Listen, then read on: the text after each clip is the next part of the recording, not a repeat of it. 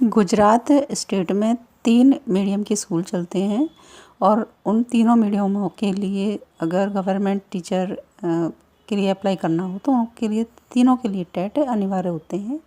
3 medium हैं, एक Hindi medium के स्कूल यहाँ चलते हैं, इंग्लिश मीडियम के स्कूल चलते हैं और गुजराती मीडियम के स्कूल चलते हैं।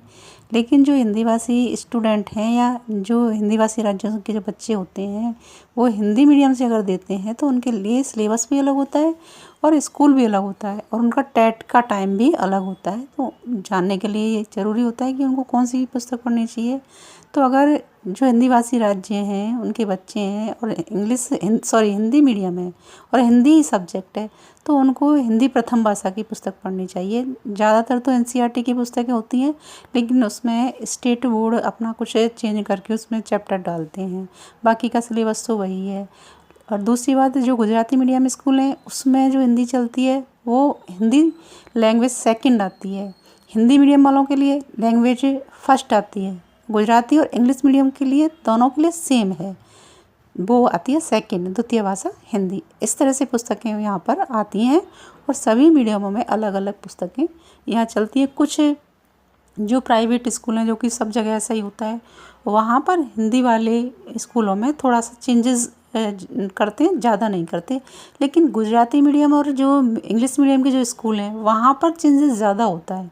उसमें हिंदी की जो पुस्तकें होती हैं उसमें बहुत ज़्यादा कुछ नहीं आता है, छोटी सी पुस्तकें होती हैं, बहुत ज़्यादा सिलेबस भी नहीं होता है।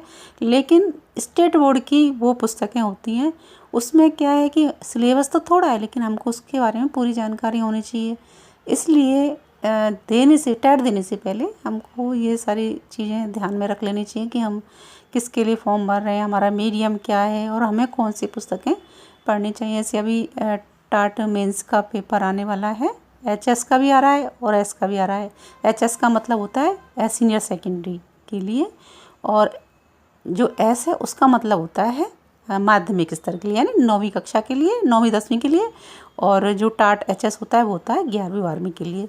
तो इतना तो आपको थोड़ा जो बच्चे पढ़ने वाले हैं उनको नॉलेज होती है। लेकिन हाँ ये ज़रूर है कि अगर आपको समझ नहीं आ रहा है कि आपको कौन सी पुस्तक लेनी है तो हिंदी मीडियम वालों के लिए तो लेनी है हिंदी प्रथम भाषा की पुस्तकें, है ना। और गुजराती और इंग्लिश मीडियम से अगर किसी बच्चे ने हिंदी से दिया है तो उसके लिए द्वितीय भाषा हिंदी लेनी है, यानी सेकंड लैंग्वेज हिंदी आई उनकी। थैंक यू, धन्यवाद।